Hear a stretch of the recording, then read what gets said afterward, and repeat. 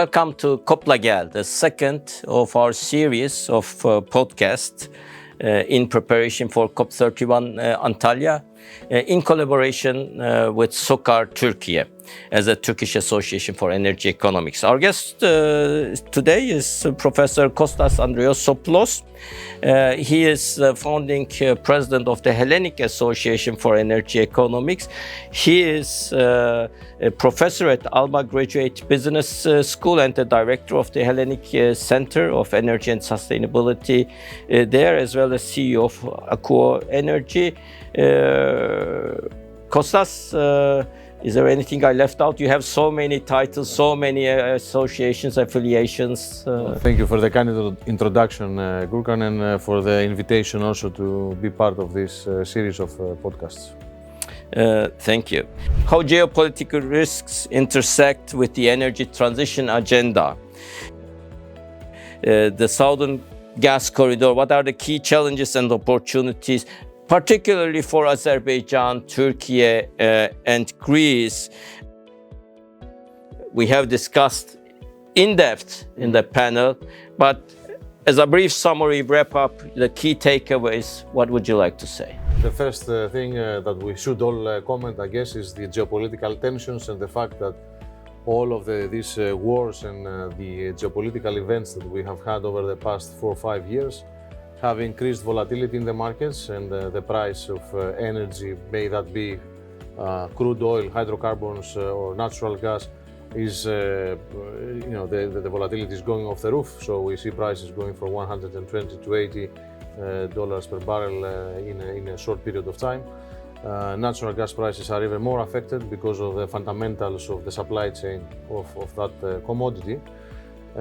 Which makes even your second part of the question, the Southern Gas Corridor, I think a very important and strategic piece of infrastructure in our part of the world, which is the Southern Eastern European part in this respect. So if we see the Southern Gas Corridor, this has been a major success, I would say, that happened over the past decade, where this project kicked off, and now it has been operating for a few years already, bringing diversified sources of gas from Azerbaijan to Europe, of course passing through countries like Georgia and Turkey, which is one of the biggest, let's say, off-takers of this gas, about 6 BCM. So it's a project that we all understand these cross-border pipelines take years, decades to be designed and constructed. And we are at a point now where, as Europe, which is one of the biggest demand centers for natural gas in the region, has been very much reliant on one supplier, that was Gazprom, Russia, for many years. And with what has been happening lately, obviously now Europe is reducing significantly, has already reduced, and is continuously reducing the volumes that is taken from Russia, with an expectation of by the end of 2027 there will be zero intake of Russian gas in the system. That means that this gas needs to be replaced. Azerbaijan and the Southern Gas Corridor can be an obvious solution to expedite a little bit maybe the process of investing in the compression, the necessary compression stations and the technicalities that need to take place, the technical investments that need to take place in the existing infrastructure to increase the capacity from the 16 BCM to almost double that volume. Yes, for the 4 ton up the 16 BCM can be doubled without any additional pipeline. And also actually for the top connection, the capacity can be doubled from 10 to 20. And also for the South Caucasus connection, which already has 2 pipelines, there is the possibility to increase, almost double the capacity without any additional pipeline. Appears to be a win-win opportunity, but then as you said, the volatility, so prices have skyrocketed in a sense, which was then good to have a final investment decision. But now prices go down, then LNG becomes more competitive. So there is, in the sense, for the producers, then maybe a challenge, because no need from the demand side, due to the LNG available, there is actually no need and no desire to have long-term take-or-pay agreements. This is, I think, out of context now, take-or-pay agreements and long-term agreements. So the financing, how is this financing going to happen without any long-term agreements? Is this compressor station investment small enough to get financing? It seems to be a win-win opportunity. Correct. I mean, going back to the Southern Gas Corridor, these upgrades are estimated, obviously we're not there to see exactly all the figures, but are estimated to be about 3 billion euro. Yes, and it's for the whole corridor. For the whole corridor, segments. for the three segments. So, which means obviously, if we do an analogy of the various costs, maybe it could be about a third in each part of the line. But the costs are not small enough, but are not that big enough also for such a project and for the volumes of gas that will be flowing from this existing pipeline. So it should make the risk-taking profile of the promoters of this project and the investors, the final investors in this project, it should make their life a little bit easier in terms of taking the final investment decision in the end, because the fundamentals in terms of supply and demand, even at a steady or even reduced demand of natural gas from the European side, because of the structural fundamental change in the relationship with Russia and the offtake of Russian gas, which will be reduced to zero, or even if we see this Russian gas coming in the system again, it will be in definitely lower volumes than what we have experienced in the past. It means that there is some space for additional alternative sources of gas. Next to the LNG that you correctly mentioned, that there is an oversupply of LNG, which may lead to reduction of LNG prices, but still the whole supply chain of the LNG coming from the US has its limitations, because it is an expensive process on the supply chain, from the supply chain perspective. And we have to consider again the reality that we do see these days, that Europe is starting to become more dependent now, from moving away from one supplier, which was Russia and Gazprom with pipe gas, to the US and the LNG that is coming from that side. So there should always be a kind of a balance, and this relatively small but significant volumes that can be increased and come from Azerbaijan through the Southern Gas Corridor, I think it will benefit Europe for sure. That's the Southern Gas Corridor, but then on the upstream, this needs also investments to increase production. There we have the Shah Deniz field with its reserves, but also there is the possibility of a Trans-Caspian to bring gas, Turkmenistan gas and Kazakhstan gas to Europe. And obviously, this was also one of the panel points. This Trans-Caspian link is not that big of an investment as people think about, right? This is very correct. Obviously, this raises other maybe geopolitical issues that need to be sorted out. I mean, we are talking about an intergovernmental agreement between two governments, Turkmenistan and Azerbaijan. Given the effect that this may have in the relationship with the broader region and the countries of the broader region, we need to remind ourselves is also Russia on the north and is Iran in the south. It's a little bit more complex than what we may think. So if this takes place, obviously it will enhance more the feedstock availability for the Southern Gas Corridor pipeline, because Azerbaijan definitely has the resources. It can enhance even more, even further, the upstream production of natural gas from other smaller fields that it has there, and all of these volumes could be sold, let's say, to the European market through the Southern Gas Corridor. Yes. So we've talked about upstream, about the gas corridor, and now to European markets.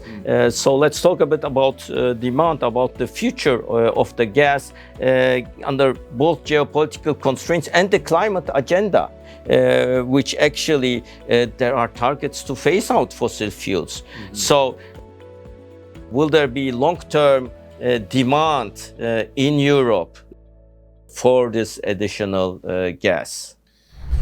This is the key question here, and I think that the messages are a little bit mixed from what we are receiving, let's say, within the European Union. I mean, obviously there is a clear agenda for the green energy transition, for net zero of our industrial processes.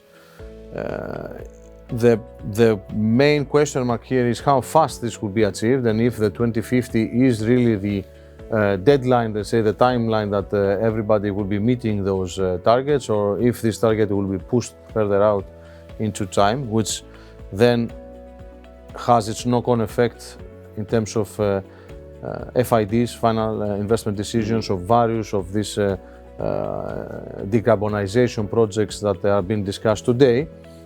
May that be, hydrogen projects for alternative fuels, or green ammonia, or carbon capture, and a lot of other projects that have been enabled because of the net zero policy of the European Union, and of course some of the subsidies that this also brings to help and support this kind of projects. It's a question mark because not every single country, first of all, in Europe has the same energy mix. We don't have the same starting point. In Greece, natural gas plays a significant role in our energy mix even as of today. It's 35 to 40%, 35% on average of our energy mix. Renewables are at about 55%, and if in the next 5 to 10 years we reach at the level of 80%, you understand that the significance of natural gas in our electricity mix will be even smaller. So this is also one of the uncertainties that could be part of the discussion, of the uncomfortable discussions, let's say, of the gas players in the region. Then you have other markets that are not in the same situation. I mean, Germany, we understand that has its own mix with the phasing out of nuclear, which should have happened a couple of years ago. It should be implemented in the near future. It stopped because of the war in Ukraine, but the mandate is still there. So this is one thing that is coming. The green agenda is also being pushed even stronger now in Germany these days.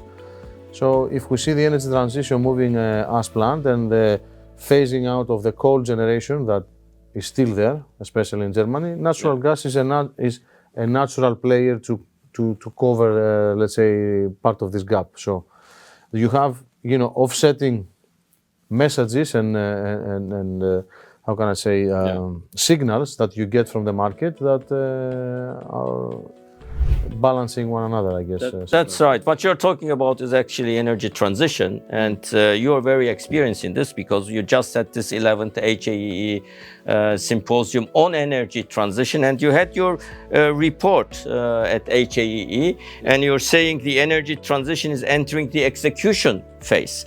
And this exactly coincides very well with the implementation focus of COP31.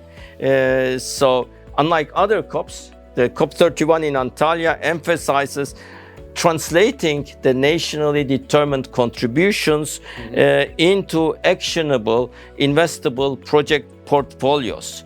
So do you have specific recommendations in the sense, in particular, for the COP31 negotiations that could come up with actionable investable project portfolios? Well, going to exactly what you said now about COP and where we are with the energy transition, just a reminder, as you said, this is the 11th year that we are doing the energy transition symposium in Greece, and I can definitely say that the energy transition, for example, in the United Kingdom, which is one of the biggest and more liberal markets in Europe, has started back in the 1980s. So it is still ongoing, and it's a continuous transition that we are experiencing in the energy business. So Definitely the green agenda is high in all of the discussions, and that means in all of the investment decisions that are being taken from all energy companies. It's just a matter of the timing, how fast they are implemented, and how, for how long they're being pushed back. There is an opportunity for Turkey and for this COP actually to take advantage of all of these geopolitical tensions and what we have experienced even very recently with the closing of the Strait of Hormuz, to realize where exactly are we, to speed up and accelerate the green energy transition with clear messages, but without forgetting the fundamentals of the hydrocarbon business and the fact that still natural gas, even crude oil, will be there for many years to go, because we are in a global system which is more and more interconnected than before. And I believe that Turkey has a big opportunity that after having the COP in 3 main oil exporting and producing countries, even though Turkey still has a bit of activity, is not at least branded as such, because in terms of energy you are in an energy deficit in terms of your system. You have a big demand and the production is not that big. You have an opportunity to showcase what it means for a country like Turkey to host the COP and actually yourself outside of the European Union, but bordering with the EU, raise a little bit the green agenda, which could be, if not at par, but on the same alignment that the European Union has over the past 2 years. And this maybe solve also some of the issues that we are discussing in terms of the newly introduced carbon border tax adjustment mechanism, that the CBAM that is being introduced in Europe, which will definitely affect the neighboring countries like Turkey that have industrial activity and they are exporting their goods to the European Union. Yeah? Most definitely. And we will discuss all these issues actually during COP31. The Turkish Association for Energy Economics is organizing the IAEE COP Symposium because the Turkish affiliate is Turkey's first accredited NGO in its category to attend the COP meetings. Almost 20 years ago by the United Nations Framework Convention on Climate Change Secretariat, and then approved at the relevant COP meeting. And this year's IAEE COP Symposium, and IAEE's first ever COP Symposium actually, will be organized with the title Impact of Turbulent Times on Energy and Climate Change. And you're part of the program committee, you're well aware of the details, and you're well experienced in organizing this with the 11th HAEE Symposium. What can you say on the value of these events? You have any message to potential attendees on the importance of these organizations? I think that first of all, the COP itself is a very important global meeting, and it showcases how serious heads of states are actually taking this energy transition in terms of their own planning. And if we want to do something good for the planet itself, obviously this has to be a coordinated global approach and not a sporadic, if I may say, reaction from certain states or regions like the European Union. So this is very important. And then think tanks like the Hellenic Association for Energy Economics, the Turkish Association for Energy Economics, or the IAEE, for which we are both part of, the international one, are very important organizations that they bring all these pieces together. We have the industry, we have the policy making, and of course the academics, the research, that they exchange views, they discuss, and they put this agenda on the table with actionable actions and recommendations. And I think this is the most important thing that we should take out of this. Kostas, thank you very much. It's been a pleasure hosting you here at the Soccer Studio in Istanbul, Turkey. Thank you, Soccer Turkey, for supporting the podcast series, our institutional member, and look forward to seeing you in Antalya. Thank you very much for the invitation and the kind discussion.